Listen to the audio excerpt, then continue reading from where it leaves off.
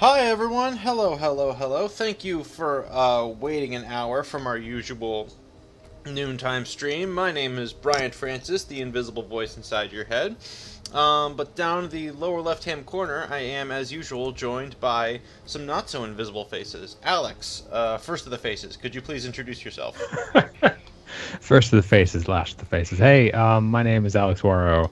I'm still somehow an editor at Gamasutra.com, and it is my great pleasure today to join you, Brian, and our loyal audience, along with a special guest, Paul Tozour. Paul, could you tell the folks maybe a bit about who you are and what you do?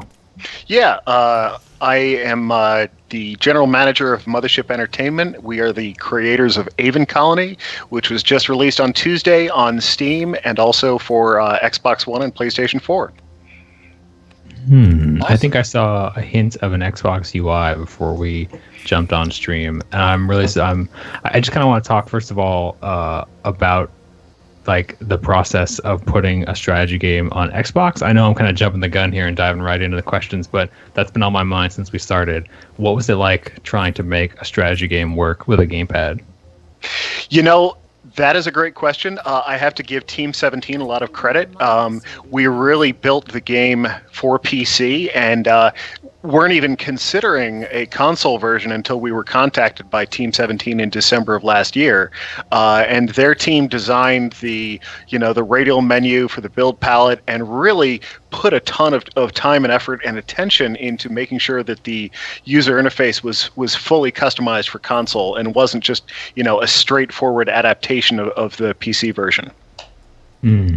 Sorry, Brian, I kind of stepped all over your intro there. Do you have any Oh, no uh problem. I was just gonna give I was gonna give Paul a chance to introduce his game, but we can that ask seems like you. a good idea. Yeah, Yeah. Paul, can you introduce Aven Colony to our audience who may not have heard about it before, and why you decided to start working on this game?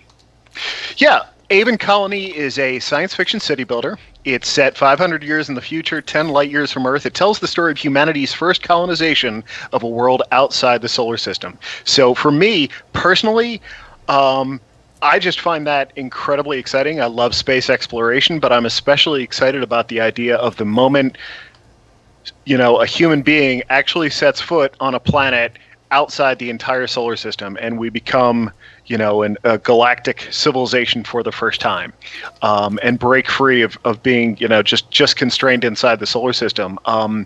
So for me personally, I love alien worlds, like the moon Pandora, from Avatar, the various planets in Star Wars, all that kind of stuff. To me, that's what I personally find most appealing about science fiction. So this is just a great opportunity to tell that story and give the player a feeling of like, this is you are stepping onto this alien world and helping humanity survive outside the solar system. Nice. This when we were putting this stream together, something that jumped out at me about Mothership Entertainment is that I felt like I'd seen it a few years ago, and now that I look back, this is. Correct me if I'm wrong, but you guys did a team up with Stardock a couple years ago to build some kind of strategies like RTS. Is this the product of that, or is this something different? Yeah, it sort of. Yes. It's We worked complicated. Huh? we worked with yeah, very complicated. Yeah, there's a lot of there's certain parts of our story that I can't tell Uh, for various reasons. Some that I can't, some that I shouldn't. But yeah, we worked with Stardock for about the first year and a half, 2 years or so, and then we mutually parted ways. right on. I think a lot of devs encounter unforeseen roadblocks in their projects. They take twists and turns they didn't anticipate in the beginning, and so I think if you could share maybe what you can about the game's development process, I think it'd be really helpful. Like how Yeah. this game took shape, where it came from, and how it came to be what it is today. Yeah, so it essentially came to be, again, based on that idea of let's make a strategy game that tells the story of humanity's first colonization of an alien world. Somebody actually said, hey, what about Caesar 3 on an alien planet? The game ended up really not being anything at all like Caesar 3. If you compare it to anything, it's more like the gameplay of a game like Tropico with a user interface, at least on PC, that's a little more like City Skylines. But so the first we had an initial design document, a very clear vision for the game, and what we wanted to try to achieve with that. I think we were pretty smart in the way we approached it. We really didn't over-design the initial vision for the game. We set a pretty achievable goal. We reached feature complete within the first year and a half or so. A lot of things happened, but then in 2016 we basically became a fully independent studio once again, and we essentially said, you know what, let's go back to that original vision. Because we'd sort of gone away from it to a certain extent, but we went back to we took a look at our original design docs and said, that's really good. If we can just make that, this is what the game was meant to be. This is really, really fun. And so 2016 was an incredible year for us, because when we started out, we were in rough shape. We had a lot of uncertainty about the future. We started doing focus testing. We brought people into the office, people who worked in the office next door. Just looked over their shoulder, watched them play the game. Where are the pain points? What's the core gameplay loop? Where are they getting confused? What can we clarify? After a couple months of that, the game really, really started coming together, and a lot of people were telling us it was just super, super addictive. Then we went from there into a private beta, and then from there we went live on itch.io, had a public beta, a couple thousand people playing the game. That was fantastic, gave us a lot of excellent feedback. And then in December, we got a call from Team 17 and the opportunity to bring it to console, and that's gone way better than we ever would have imagined. Nice. I mean, it's always good to hear when a project has a happy ending. If you had to go back in time to yourself just starting out on this project, what advice might you give? That's a great question. Honestly, the best piece of advice I would give is not to take too much advice. Being a little bit meta here. We got a lot of advice throughout the project, some from people who were looking at the game from a certain perspective, that I think were just trying to guide us in a certain direction that they thought was the best direction. We also got, advice from local game developers here in town. And looking back, I think a lot of it is advice that we shouldn't have followed. We should have just said, you know what, we know what we're trying to build here. Let's just focus on making that and not try to make everybody happy. Man, so all right, so it's a bit like a baby. You can't, if it's 5 months, in the womb, showing it to somebody is not necessarily going to help. Yeah, and to a certain extent, how applicable is one parent's learnings to another child? Something I think about a lot. Our stock and trade is helping developers make better games, better selling games, better crafted games, all angles. And a big piece of that is sort of talking to devs about what they've learned, getting postmortem takes, that kind of thing, trying to spread information and knowledge throughout the industry and kind of archive it in a way. But a big weakness with that is that often devs focus a great deal on what they can learn from other projects and other things, and every project is so unique that it's really questionable whether any of that is really that useful. It's absolutely possible to learn too much or learn the wrong lessons from a project that doesn't apply to you, and in a lot of cases not to have enough faith in yourself and your vision. And I wish I'd had, if I could change one thing, I'd certainly have had more faith in myself and this team's vision for what Aven Colony was going to be. One of the things on Gamasutra actually that helped us the most, and an article that I highly recommend people read, there's an article by Soren Johnson on the early access period of Mohawk Games Off-World Trading Company and what they learned from that and what went well and what didn't. And so that article actually convinced us not to go with early access on Steam and to have a beta on itch.io instead. And I think that worked out really well for us. Can you, we'll try to link that later and in chat, but can you maybe quickly outline why you actually shied away from early access? What specifically it was that sort of demurred you? Yeah, so early access is very, very customer friendly, but it's not nearly as developer friendly. And Off-World Trading Company, Soren Johnson's game that he created with Mohawk Games is a very, very unique game, right? And especially starting out, their game is essentially you're starting a colony on Mars, but it's an economic RTS, and it's based on trading different resources, and that's a very novel concept, right? There hasn't really been a game that's done that since Mule, which that was back in the 80s. Very few people have played that. And so when you're going into early access, it can be very, very difficult because people can leave these permanent reviews if they don't understand the game that are then a permanent mark against you. Yeah. Yeah. So that's one of the things. Soren has a whole list in his article. I don't want to try and summarize it too much, but a lot of things like that where just the way that early access is structured, there are certain things that I personally would like to see changed from that, and I felt like itch.io, at least for the beta period, was a better avenue for us. Something well, first of all, we should jump in here. Brian has been steadily building the future of humanity on Mars. Brian, do you have any really pressing questions? Are you doing okay? I was actually really quick. I was going to say I just learned about Mule for the first time today because someone mentioned that game's designer on my Facebook feed, and I was like, I hadn't heard of her. I should look that up. Sorry. I should talk about this game. No, I just. It's cool. You're exasperating that I hadn't heard about Mule, aren't you? Yeah. It's okay. Go ahead. Yeah. Sorry. So I've just been getting our colony setting up here, following sort of the quest structure, but also what I learned from the last mission to get things set up. I'm intrigued by this ship over here. That's new. Oh, it's probably part of the story stuff that's about to kick in.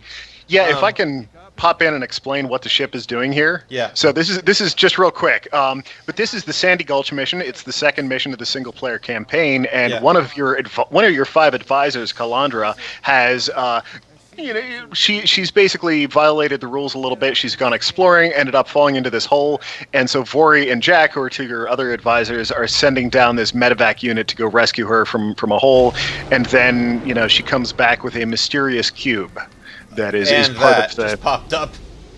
Yes. Also, there's huge sandworms. Dang it! I was just expanding over there. Well, better get the Sea Drone hub working. I was going to say, I enjoy like I feel like this game, itches my obsessive streak. I've been diagnosed with a kind of obsessiveness, so it helps me like fulfilling objectives and like just keeping the numbers balanced is a very pleasant sensation. My first question about the game's design was going to be, how do you sort of create that flow and that good state of balance for like sort of like the active play and then passive play, like resting and monitoring kind of deal? Mm-hmm. Yeah, so for us, there's sort of the spinning plates dynamic. As you're scaling up your colony, you have all of these different factors that you have to keep in balance. You've got providing enough electricity, providing enough food, providing enough water for your citizens, making sure everything's properly connected with tunnels, keeping the air quality high enough because industrial buildings like geothermal generators are going to lower that, and you can build air filters to raise air quality again. Having enough storage space for all your resources, and then you start doing things like trade with other colonies and the orbiting colony ship. And then as time goes on, you also have a dozen different morale factors for your colonists. They can be unhappy about the amount of crime or the lack of entertainment or lack of access to retail centers in your colony and things like that. So when it's starting out, it's much more about infrastructure, and you have all these different aspects that you have to keep in balance. I should also mention having enough housing, having enough immigrants coming down into your colony with the little immigration ships and things like that, and just managing that flow and making sure that everything is properly, nothing gets too badly out of whack as you try to expand. And then once your colony gets bigger, having morale becomes a much larger factor. The initial colonists in a small starting colony, they tend not to, they're like the hardy pioneers who crossed the Rockies. They can put up with just about anything. And then once you have a big sprawling metropolis with 1,000 colonists, it becomes much harder to keep them happy. And you've got to make sure they all have jobs, they all have, retail goods, they all have entertainment, and so on. Yeah, I mean, probably the sandworms don't help either. Right. Yeah. Oh, go ahead. Sorry, just to press on the question. So what was, I mean, like, but in the middle of managing all that, there is like this flow that you're trying to get the player sort of trying to achieve, this balance between like waiting for the next thing to happen and then being ready to react when it does. How do you sort of target that flow and making it feel good for players? So for us, part of what we did was we have a seasonal mechanic. That is really a big part of it. Everything sort of comes to a head in winter. So time on the world of Aven Prime is divided into what we're calling sols, right? It's basically like a day, except it's much longer than a day on Earth, because Aven Prime is a moon around an alien gas giant in another solar system. But it lasts about as long as a week on Earth, and it's divided into spring, summer, fall, and winter. And then the winter season is essentially nighttime. So during winter, your solar panels generate half as much electricity, so you're probably going to have an electricity crunch if you're not careful. Your farms don't grow any food. Your greenhouses grow half as much food. So you've got to make sure you store enough food going into the start of winter. So generally, winter is where everything starts to hit the fan, and you find out, can I actually survive through the winter? If so, then it tends to get more relaxing once you're in spring and summer. So I think the most pressing question there is like, how do you make that complexity approachable, or do you? Like, did you consider at all how to make balancing all these factors like air quality and food supplies and seasons really manageable and easy to get into, or not so much? Absolutely. So basically, we've got a single player campaign and sandbox mode, right? Sandbox mode, there's no objectives. It's just totally free form, or very few objectives, but it's build whatever you want. But the single player campaign is very intentionally structured so that people can, the very first we've got 2 tutorial missions to teach the basics of the controls and things like that, and basic gameplay concepts. The first couple of missions in the single player campaign, really your 5 advisors are going to guide you as far as how to build a viable colony. And they're going to tell you, okay, hey, why don't you build an apartment? Why don't you build a farm? Why don't you upgrade that farm? Why don't you turn on the rationing social policy? Why don't you build more storage, more solar panels, geothermal, all these different things? Protect your colony with lightning towers to protect it from the huge, lightning strikes that happen during the winter season, and so on. And so one of the things that we're finding actually is people don't necessarily understand there's an awful lot more game there, right? And the single player campaign does get much, much more challenging. The initial missions of the campaign are there very much to guide you and be like, okay, this is a complicated process of building a colony, but we're going to suggest all these buildings that you should build and make sure that if you follow those instructions, your colony is viable. Then towards the middle and end of the single player campaign, it's like, oh, just starting out, okay, build me a colony with 500 colonists and 900 power, and that could take half an hour to complete that objective. So it gradually pulls back through the course of the single player campaign.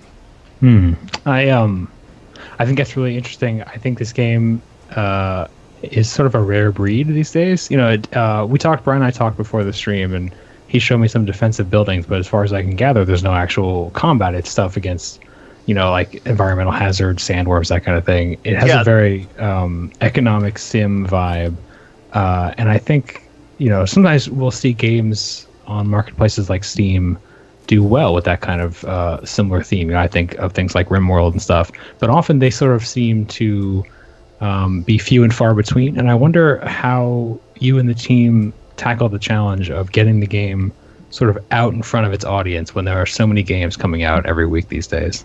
Yeah, so just to clarify, there is combat in the game, but it is a city builder, right? We're not trying to be an RTS.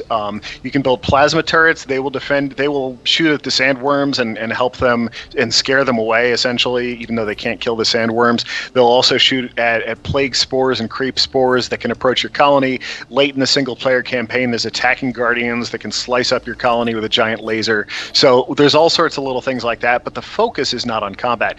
But as for your broader question, which is, marketing and PR side of things, we were very fortunate to be able to team with Team 17. And, they've really, really done a great job of helping get our message out there. Initially, right when we started announced the game back in September of last year. We worked with Evolve PR. We got an unbelievable number of streamers playing this game, and our YouTube channel links to a bunch of those streams. Biffa, Avac, Fiery Toad, a ton of folks like that.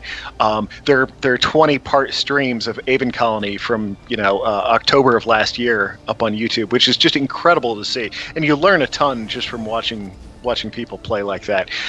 So yeah, we worked with Evolve PR initially, got a ton of streamers playing the game, and then we've had a nice big push with Team 17 to really get the word out there about the game. But it is such a unique game, and it really is a constant challenge making sure people understand what they're getting into. And if you approach it from the perspective of just like, oh, it's a city builder, therefore it's like City Skylines, and you expect City Skylines, well, no, it's a different game, right? We put our emphasis on other things. It's really much more about survival, about being on an alien planet, about the unique challenges of this world, and growing this tiny, very vulnerable colony into a massive, sprawling sci-fi metropolis, right? And it's not, feature for feature, trying to compete directly with any other city builder. Yeah, it's You mentioned in there. Sorry, Alex. I'm gonna just step on your toes to ask a question about about the YouTubers and Twitch streamers. We've had some other devs who sort of gone through like the modern day development process, if you will, like watch streamers and YouTubers get their hands on the game early. What was kind of one of your big lessons that you learned watching other people play your game? We once had someone call it like the best QA ever because you can just watch a bunch of streams and see all the things you didn't catch with your own QA team. Yep. So that's certainly one lesson is just, that once your game is ready for it, streamers are fantastic, and definitely get in touch with the streamers directly, have them give you their feedback. Another piece of advice I would give to developers is don't do paid streams, sponsored streams, right?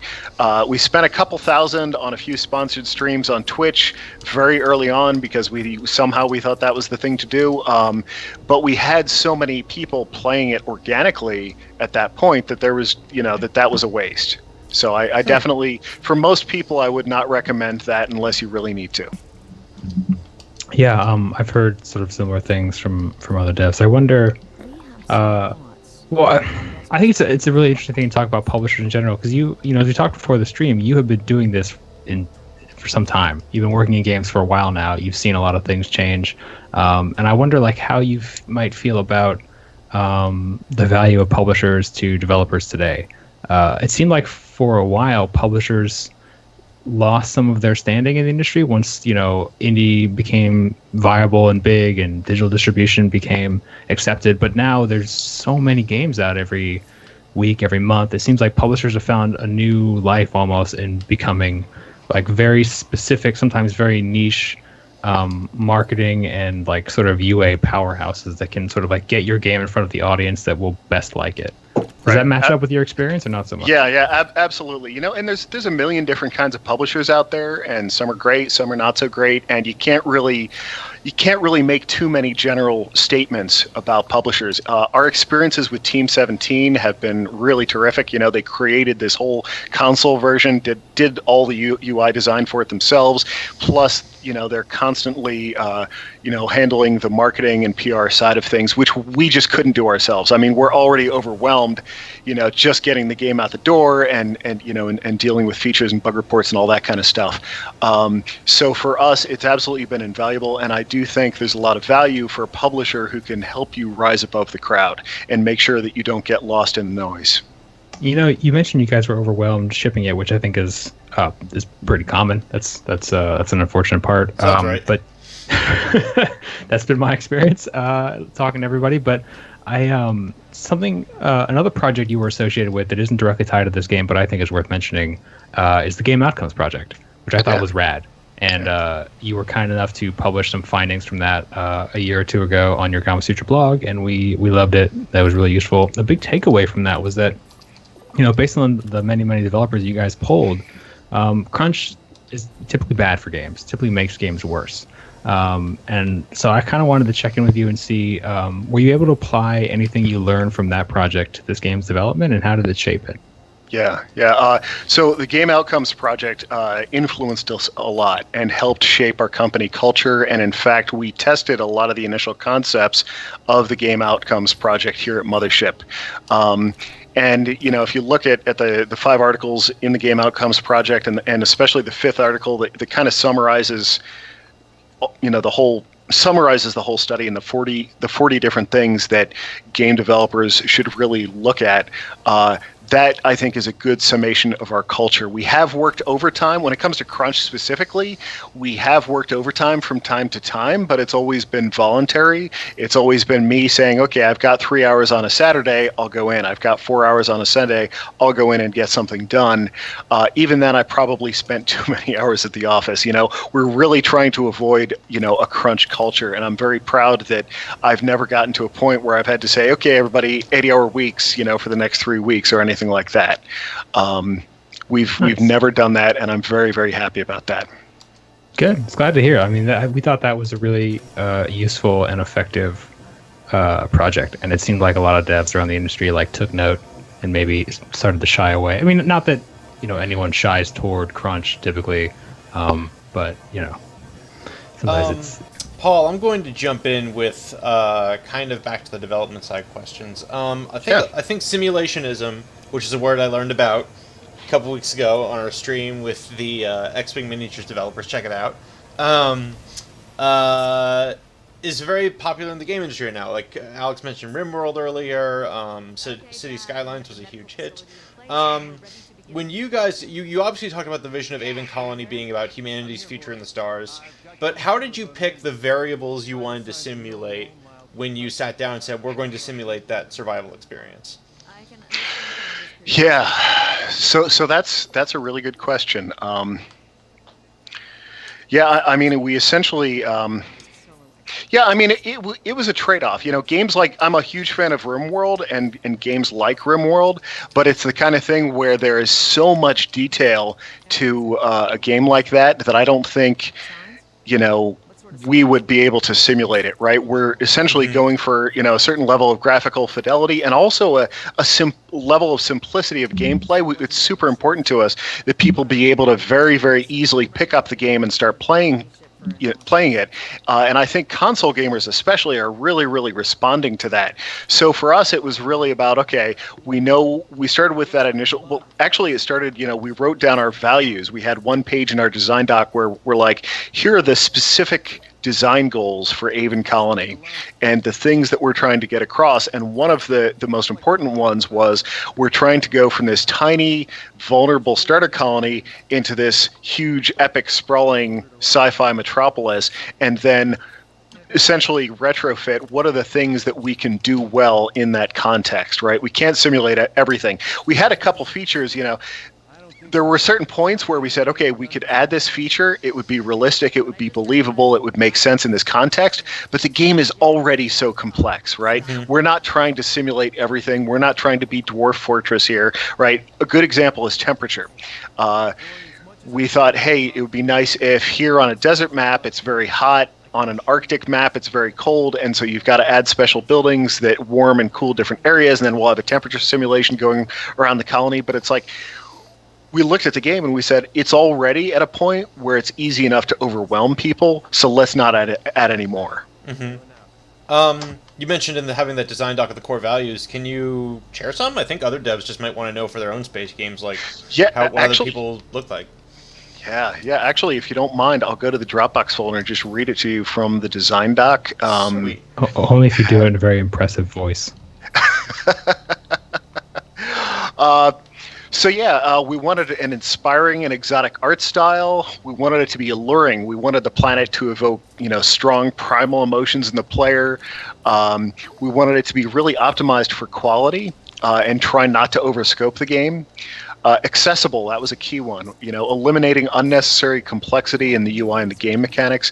We wanted it to be really human and relatable. One of the things about sci-fi games is it's very, very easy to create something that just feels so alien or so techno that there's no human element to it. So we really bent over backwards to make sure that, both the colonists that are in the game and the various advisors that give you your mission objectives in the single player campaign, help give the game, more of a sense of just a touch of humanity. We were actually kind of inspired by Firewatch and the way that the dialogue was done through a walkie-talkie, and all of the dialogue just felt totally believable and spontaneous, and that inspired the Shipe calls in our game, which of course are based off of Shipe, right? You have this in-game messenger where your advisors will pop in and say, "Hey Jack, how's the analysis of the cube coming along?" Stuff like that.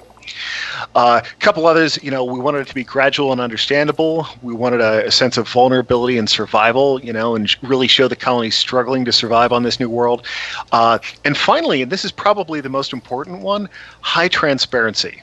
There's a lot of city builders where there's huge amounts of stuff going on under the hood, but it's not really accessible to you. It's very hard to understand, okay, why are my people unhappy? I've got all these morale factors, but what I'm doing doesn't seem to affect their morale. What the heck is going on? So we really put a lot of attention into making sure that whenever we have a game mechanic in Aven Colony, that we have a whole lot of ways to view that mechanic and understand what's going on with it. Morale especially, this applies. We've got a dozen different morale factors. You can view morale for an individual colonist and see his morale or her morale factors. You can view a building and see the inhabitants of this building or the workers at this building, the overall colony's morale, on an aggregate or individual level. We've even got charts in our statistics panel so that you can see the aggregate morale over time or any individual morale value over time. And so that can be super useful just for helping you learn the game. And it's one of those subtle things where we've got all these different morale factors that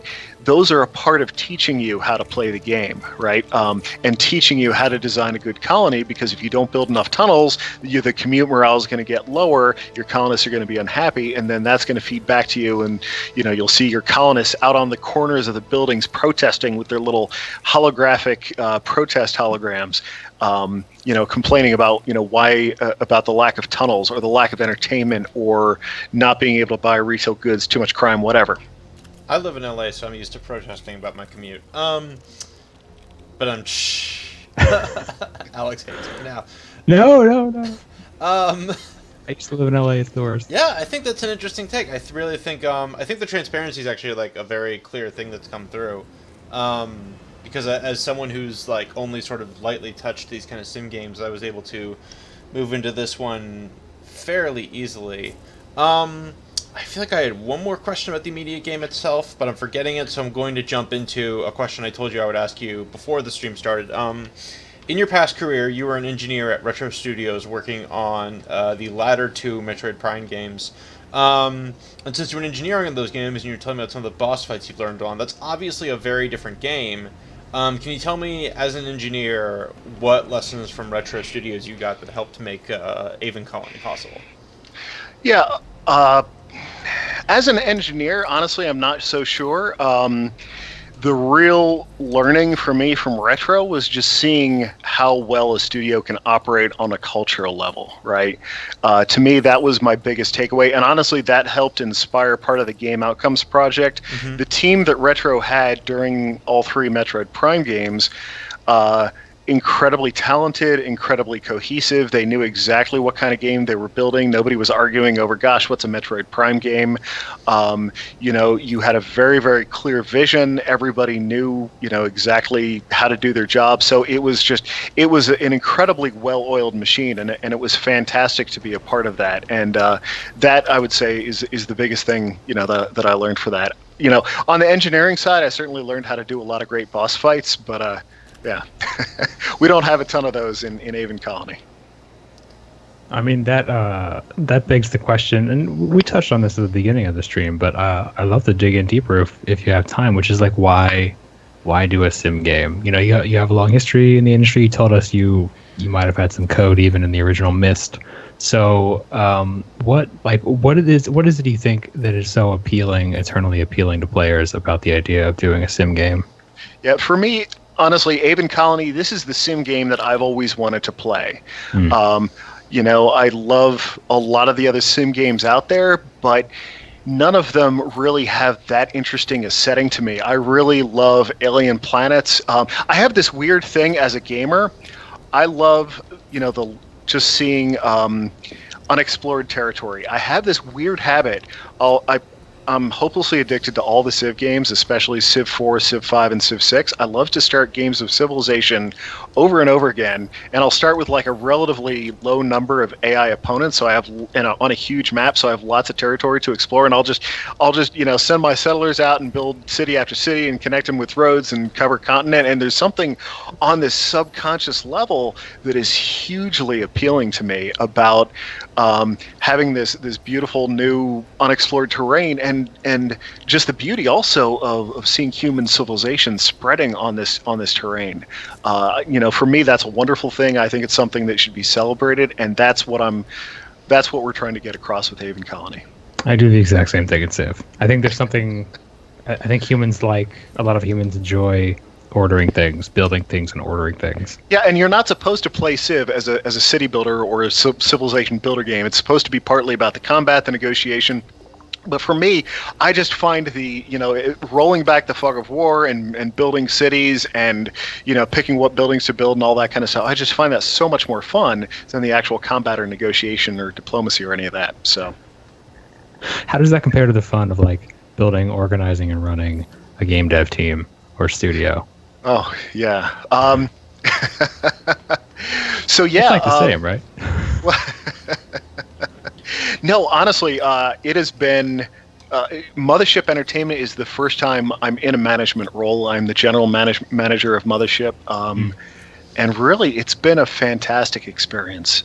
We've got a really, really special team here. And... I was initially worried about going into it. Okay, I've never really managed a team of this many people before. How well is this going to go? But frankly, the Game Outcomes Project helped me a lot. And the Game Outcomes Project sprung, at least in part, from my MSE degree that I got at the University of Pennsylvania in the Wharton School of Business, studying under Professor Adam Grant, author of Give and Take, and the organizational behavior and design classes, that I took at Wharton School, and really just taught me a lot about organizational dynamics and how incredibly important they are. And so we've got a tiny team of just 4 developers here, but we've got just the right people in just the right roles, and I think it's worked out really well for us. Yeah, I mean, that reminds me. So not too long ago, a few years back, I think it was Insomniac's Mike Acton gave a talk at GDC that was about I'm sorry, maybe it wasn't Mike, it was somebody at Double Fine. I apologize to everybody involved. It was a talk called So They Made You a Lead, Now What? I think it was Oliver Double Fine that gave that talk. That was Oliver Double Fine, yeah. Yeah, and that was sorry Mike, sorry Oliver. You guys are great. Mike's talks are awesome as well. Any one of his talks, totally recommended.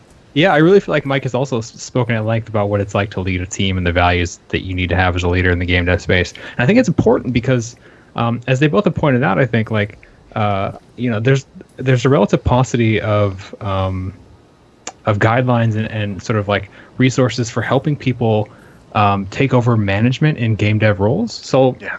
Like so often, either you become a leader because you are brash enough to start something or because you are good enough to be promoted. And both of those traits are useful as a leader, but they are not core. And so I wonder, given your experience and your education, is there any advice that you would give other developers who are maybe taking on a leadership role for the first time? Yeah, learn as much as you can. Don't underestimate the challenge. A big part of the reason that I got my degree, at the Wharton School of Business, and it was, to learn everything I needed to. Why don't you fast forward the game, by the way, because you're in the winter season and you're about to go to sunrise, and it's just so much prettier when you go to sunrise. Sorry, I just have to say, because it's all you've been stuck in winter season. It's so dingy and gray. I don't want people to think that's what the game is. But yeah, don't underestimate it.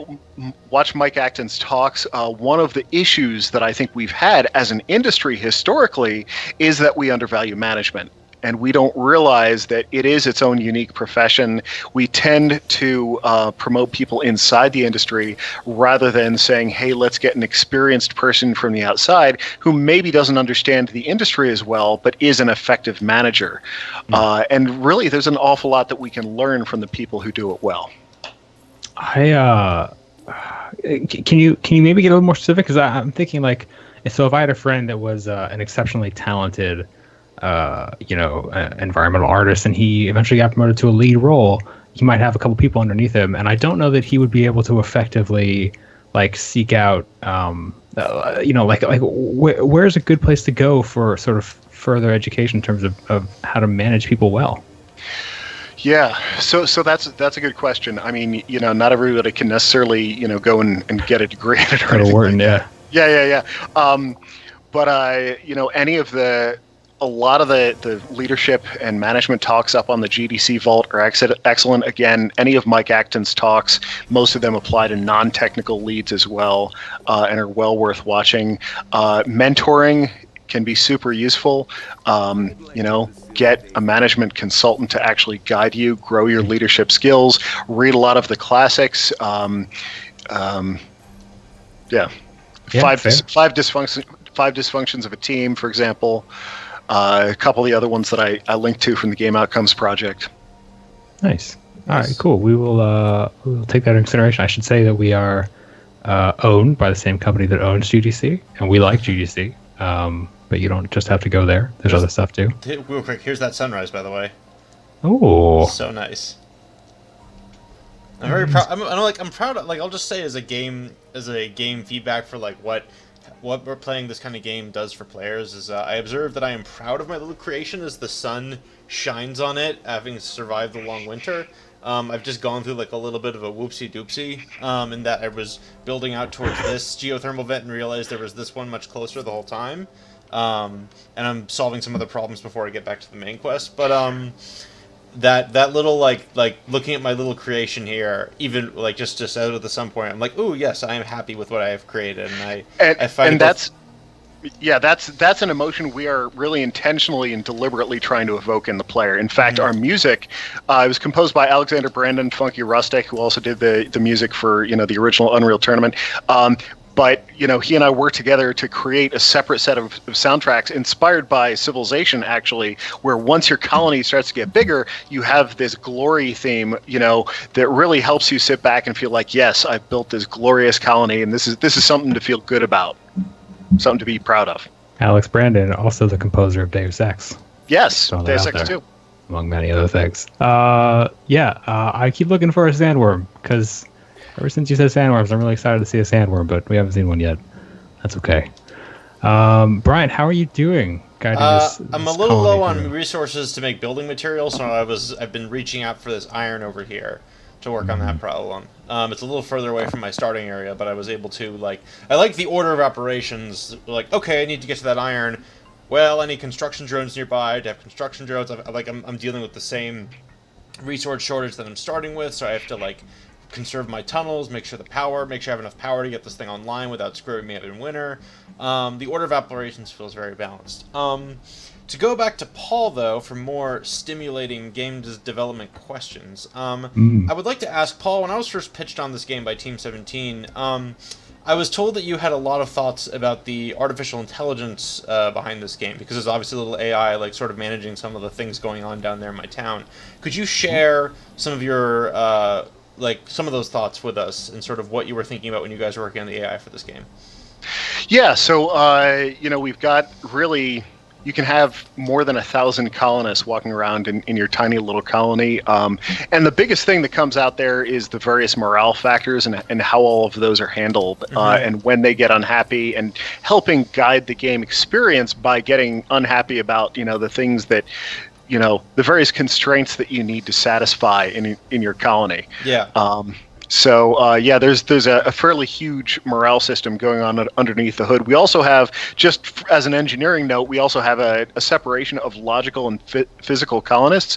If you press up on the D-pad, there we go. So that switches to the surveillance camera, and you can see the various colonists walking around in the tunnels, and you can also click on them and hear their thoughts about whether they're happy or not, and if they're not happy, what they're unhappy about. So... I hate to report a bug, but I've been trying to use this feature since the tutorial, and the A button has not been bringing up that colonist UI. That's pretty strange. I'll let Team 17 know. Yeah, sorry about that. Sorry to drop a bug right on stream. We need to fix the storage problem we've got built for ourselves right here. Oh yeah. What are you running out of storage for? The iron that I'm going to mine. I think I've filled up on quinoa over here. Too much. I gotta say, so I have not had the pleasure of diving into this game yet, but I really enjoy the little icons for pasta and quinoa. I think that's a really nice touch. I would love more tiny food item icons in strategy games. There's a million different food types in this game. If you can actually bring up the inventory and see all the different kinds of food that you've got. There you go. Bryant, would you take us on a tour of your pantry? My pantry, Cool, I have some bread. I have bread. I think it's just been given through rewards because I don't have a meal Yeah, it's yet. like a lot of carbs in space. Did you guys research what people would be growing in space? We did. We actually talked to a couple of scientists, including Professor Abel Mendez, who is the director of the Planetary Habitability Laboratory at University of Puerto Rico, Arecibo. And his day job is actually looking for, habitable planets in space and potentially signs of intelligent life. So he helped consult on our game, and we asked him a million different science questions when we were in our first year of development. And among those was, how would food actually be grown? The actual answer to that question, the scientifically accurate answer, is pretty boring. 500 years in the future, we're probably not going to be growing food, right? And we're probably not going to have ranches either. We'll probably just have, here's the space Cuisinart, the nano fabricator for food. And you can be like, okay, I want something that, has the composition of a hamburger, but has this percentage of protein, fat, carbohydrate, cholesterol, whatever. And it tastes like, liver. And then you press a button and it manufactures it into that shape because, realistically, you'll be able to, use bacteria, you'll be able to use chemical assembly to grow whatever foods you want and assemble them in whatever shape you want. I mean, we're getting to that point now with, all the various synthetic hamburgers and things like that. So that's the scientifically realistic answer. But as a game designer, we didn't want to do that. We wanted it to be, the game had to be relatable, so we had to have farms. So we put a lot of thought into, okay, what kinds of foods can we have that'll be, very, very different from each other, and some will work better in certain kinds of environments or certain areas. Looked into the various, aspects of different types of foods and things like that. What other kinds of research did you do during development of this game to sort of ensure it came out the way you wanted it to, and why do you think that's important? Yeah, so, there were two kinds of research that we did, of course. One was the scientific research, but then the other was just competitive analysis and due diligence, which was much more important, right? We care a lot about science, but at the end of the day, we care far more about having a game that's really, really fun, accessible, and so on. And so we looked at really a million different city builder games. RimWorld, City Skylines, Tropico especially was a huge influence for us. Planet Base was not really an influence because it came out when we were about a year and a half into development already, so that just sort of jumped out of nowhere. But the original SimCity, all of those, and just looking at what do these games do well, what do they not do as well. We were inspired by lots of other games too, including Civilization. And sort of just to zero in on it, why do you think that is important? So you put a lot of time into that. What, that's a silly question. Obviously, the important thing is that you want to make a good game that sells well. Maybe I should ask rather, what is a good sort of bit of advice for doing that kind of research effectively that you might give to other devs? Yeah. Okay. How to do due diligence effectively? I think it's really important to look at not just what other games, what game you're looking at the most, you're going to be compared the most closely to, but look at everything in the genre as well as similar genres, and look at all of the things that they do well and all of the things that they do poorly, and really try and factor those in. It would have been really, really easy for us, when somebody suggested when we were starting out, hey, make Caesar 3 on an alien planet. So Caesar 3, and a lot of those old classics, like what was the Egypt, Cleopatra, I forget the name of something, Children of the Nile. We looked at that one a lot.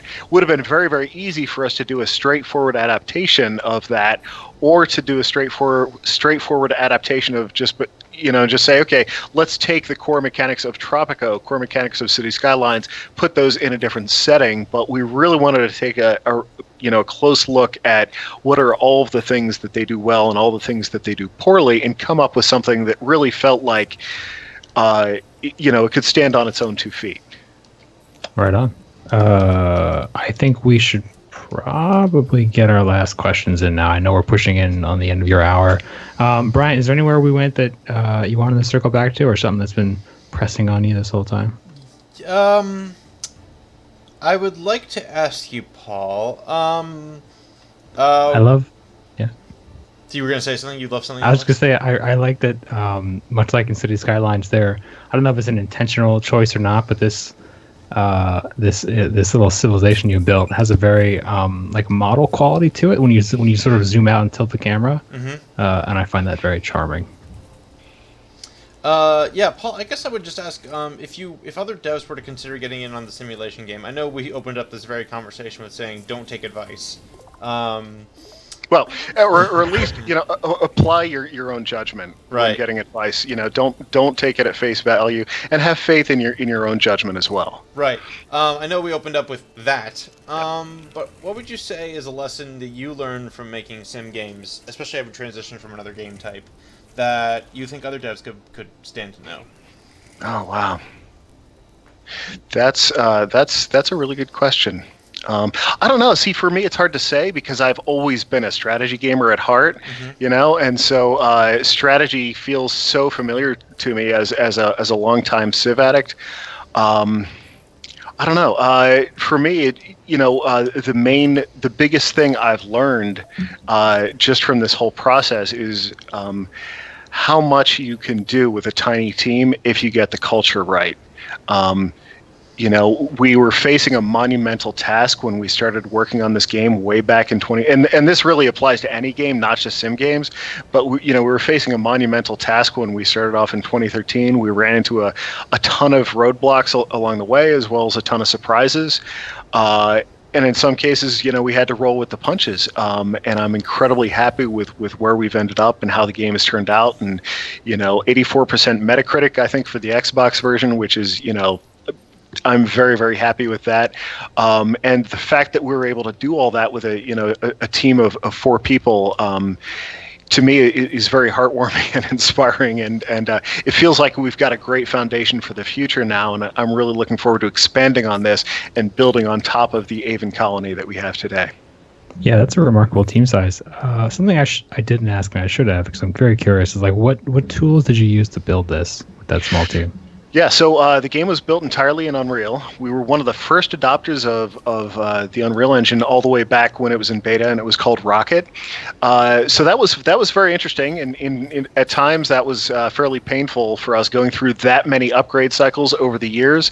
And there were also a lot of features that exist today that did not exist back in the early days, especially the user interface system. Obviously, the user interface in Aven Colony is very intensive. UMG, which is the Unreal user interface tool, did not exist when we were starting off in 2013. It didn't start to exist until like the end of 2015 and become really usable. And so we had this whole UI system that we had hacked together in 2014, 2015, that we then had to say, okay, let's just postpone our ship date, rework the AI using UMG. I'm sorry, rework the user interface, not the AI, using UMG, and really, really get it right this time. And that was a pretty painful upgrade, but it was necessary, and the game was much better off for it. That's nuts. That's It was crazy. It was crazy. Huh.